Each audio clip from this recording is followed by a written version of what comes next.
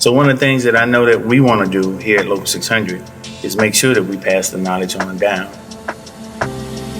Make sure we give y'all the opportunity to learn as much as possible.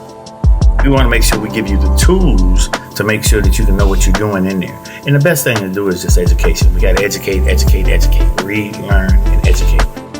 And as you're developing your own personal leadership skills, you need to be mindful that you need to constantly be recruiting new and future leaders out on the floor.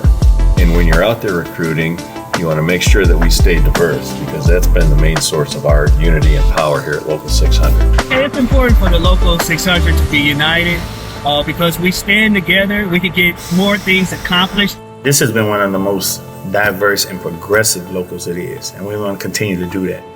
I'm blessed to be a part of this process and also being the first Black elected president here at Local 600.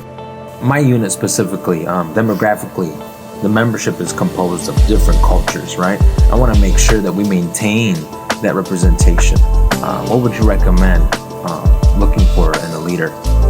One of the first things you want to look at, if you can get somebody that speaks multiple languages, that's a big advantage because we've seen where we've had language barriers between our leadership and our members in the past, and we try to overcome them. How do you go about, or how can I go about getting other women involved, since this is a predominantly male type of establishment or genre? So what we've always did is we focused on making sure we reached out to females. So what you have to do is just reach out to them, make sure to see if they really want to get involved, and if the ones that you find out that do want to get involved, then you go through that tutoring process. With you being the first, that's also giving you the opportunity to talk to the other women and through that process, so they can make sure that they can see what you're doing, and then they can make sure they follow behind those footsteps. It's just one blood. It's no matter the color, it's just one blood. We are brothers. UAW Local 600 was built from the ground up with a power that many organizations just don't have. That power is the understanding that when many become one, there's nothing you can't accomplish. This Black History Month, we celebrate our intentional diversity.